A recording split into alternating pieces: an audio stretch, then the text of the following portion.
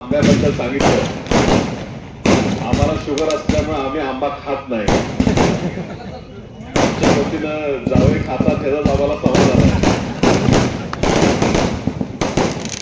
आता आणायची उद्घाटनाला गेलेलो आहे.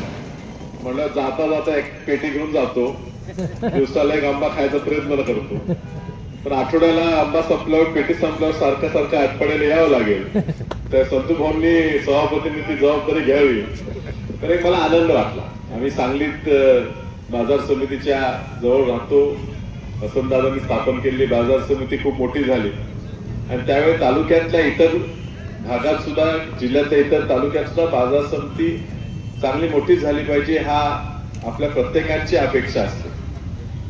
वर्षभराच्या काळापूर्वी सभापतीपदी उपसभापती या दोन तरुणांची निवड झाली. संचालक मंडळ काही चांगल्या संचालकांच्या मार्गदर्शनाखाली कार्यरत झालं. एक आनंद असा झाला की ह्या बाजार समितीची स्थापना होऊन मला वाटते कित्येक वर्ष झाली, पण ह्या एका वर्षात ह्या बाजार समितीला, ह्या बाजार आवाराला जेवढी प्रसिद्धी मिळाली ती ह्यापूर्वी कधीच मिळाली नव्हती. चांगलं काम करत असताना मला वाटते पेट्रोल पंपाची सुद्धा आता सुरुवात करतायच, एक झालायच, तो मोठा व्यवहार त्याचा होतोयच आणि नवीन नवीन उपक्रम राबवताय. ह्या आवारात सुद्धा नवीन नवीन बाजार भरताय.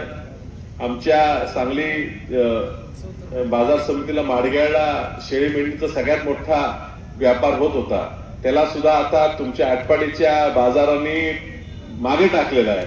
आता जिल्ह्यात सगळ्यात मोठा या ठिकाणी खरेदी व्यवहार हा तुमच्या आटपाडीत होतो, हे बघून आनंद झाला. आसपासच्या भागातून डाळिंबाच्या व्यापारासाठी सगळ्यात मोठी बाजारपेठ म्हणून तुम्ही नामांकन मिळवलेलं आहे, हे कौतुकास्पद आहे. मला अपेक्षा आहे की तुम्ही या सगळे तरुण मंडळींनी ह्या सांगली जिल्ह्याचा, सातारा जिल्ह्याचा, सोलापूर जिल्ह्याचा एक मध्य भाग म्हणून हे आटपाडी आहे. तिन्ही जिल्ह्याला सोयीचं पडते असे ठिकाण असल्यामुळे या तिन्ही जिल्ह्याच्या सगळ्या वेगवेगळ्या शेती पिकांसाठी या ठिकाणी तुम्ही जास्तीत जास्त बाजार डेव्हलप करावं. तुम्ही सर्वांनी खूप आशीर्वाद गेल्या महिन्याभरात मला दिला. सुरुवातीला आटपाडी तालुक्यातनं 30-40 हजारचं लीड हे आमच्या विरोधात पडेल अशी भाषणं काही ठिकाणी उमेदवार करत होते आणि मात्र तुम्ही फक्त 15 दिवसाच्या काळात, शेवटी 5 दिवसाच्या काळातच पूर्ण वातावरण बदललं आणि त्यामुळे तुमच्या सगळ्यांच्या आशीर्वादाने येत्या 4 तारखेला निकाल लागणार, तर तो लागल्यावर ह्या तालुक्याचा जेवढा विकास करता येईल. कारण पाणी आता यायला सुरुवात झालेली आहे, गावोगावी पाणी गेलेलं आहे, त्याचा फक्त आता शेवटचा टप्पा पूर्ण करणं हे राहिलेलं आहे. 2014च्या आधीच प्रतीकदादा मंत्री असताना ह्या तालुक्यात पहिला पाण्याने, कृष्णेच्या पाण्याने प्रवेश केला. 10 वर्षात थोडीफार कामं झालीत, अजून खूप करायचे.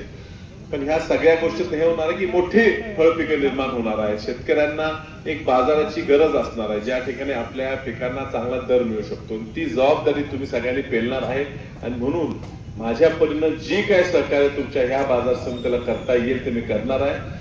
आमचे जिल्हा मध्यवर्ती बँकेचे सहकारी, आमचे मित्र तानाजीराव पाटील अध्यक्ष हे सुद्धा आज कार्यक्रमाला येणार होते, पण कुठल्या तरी त्यांच्या पूर्ण नियोजित दौऱ्यामध्ये येऊ शकले नाही.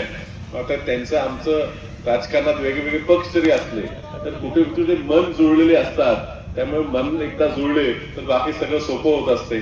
त्यामुळे ह्या ठिकाणी ते असतील, आमचे जयदीप बिहार मोहन काकांचे वारसदार म्हणून या ठिकाणी काम करत असतात. या सगळ्यांना सोबत घेऊन या तालुक्यात जास्तीत जास्त प्रगती होईल, कशी विकास कसा होईल ह्याचा प्रयत्नशील मी राहणार आहे. आज जरा गडबडीत असताना सुद्धा तुम्ही आग्रह केला म्हणून आम्ही आलोय. जितेश भैयांना आम्ही थोडा वेळ अजून थांबवणार आहे, कारण आता त्यांच्यावर जबाबदारी आटपाडी खानापूर तालुक्याची आम्ही जास्त देणार आहे. या ठिकाणी जास्तीत जास्त संपर्क आमच्या कुटुंबियांचा तुमच्याशी झाला पाहिजे, ही वस्तुस्थिती आहे. आणि त्यामुळे प्रत्येक कार्यक्रमात तुम्ही बोलवल्यावर आम्ही यायचा प्रयत्न करू. अगदी काल राहुल दादांचा फोन आलं पाहिजे, मी म्हटलं अहो कार्यक्रम आहे ते म्हणजे 5 मिनिटं येऊन जावं पण आलं पाहिजे असा आग्रह केल्यामुळे आम्ही आलो. तुम्ही बोलवलात, एवढा आमचा मान सन्मान केला, याबद्दल तुमच्या सगळ्यांचे मनापासून आभार मानतो आणि आपली पुढच्या कार्यक्रमात जायचं असतं रजा घेतो. नमस्कार.